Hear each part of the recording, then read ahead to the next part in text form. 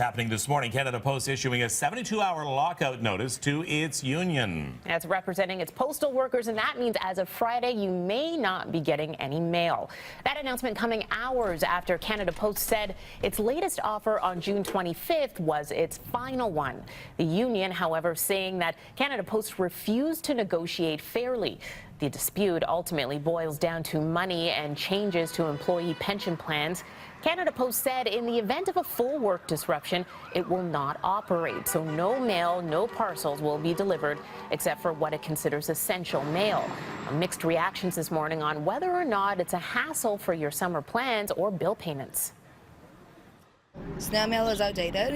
It's not secure. It's not consistent. You can lose everything in the mail. I can't receive my bill.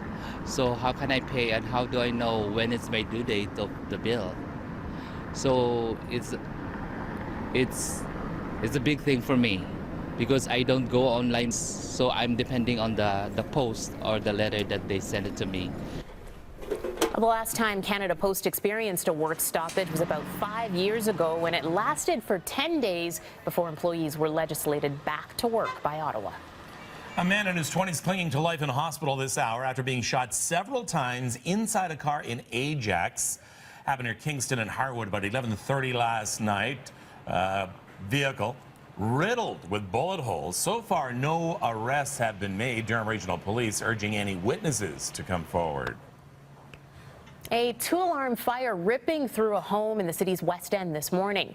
I'll show you the scene here on Beresford Avenue, that's near Runnymede and Dundas. You can see smoke and flames shooting out of the roof. The blaze started on the back deck around 2 this morning, quickly spreading from the upper floors and attic. The fire also damaged a neighboring home as well. Thankfully, though, no injuries have been reported. No word yet on what sparked the flames. Meantime, thick black smoke over Brampton during a sizable industrial fire. Viewer video shows the smoke shooting up into the air near Airport and the 407. Fire crews called out about 8 o'clock last night, quickly dousing the flames. No injuries were reported, luckily, on this one. Well, some concern growing in Scarborough right now, where a sickly coyote continues to evade capture.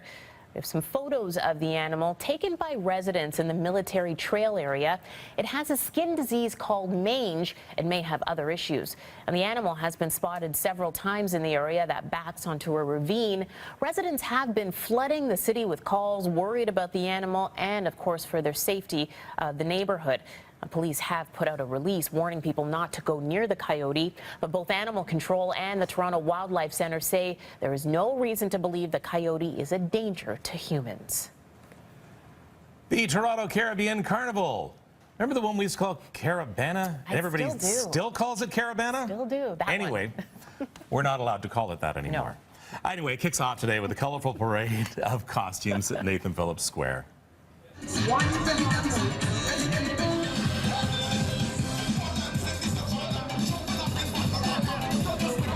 The event over the noon hour officially launches. The 3-week celebrations, of course, ends with that grand parade in the X ground. Something new this year, the fences that line the routes are shrinking. The 10-foot tall divide used for previous parades will be replaced with smaller 4-foot barricades, but organizers say that's not an invitation to join in the march.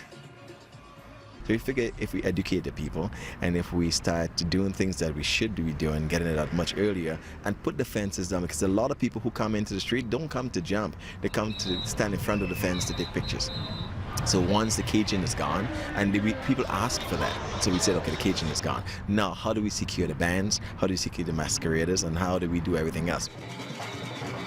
Now, security is going to be beefed up at this year's parade to make up for the smaller fences. Full list of Caribbean Carnival events, go to CaribbeanCarnival.com. I could see you in one of those costumes, I think. I actually could see me in one of those costumes, exactly. too. Yeah, and it's scary.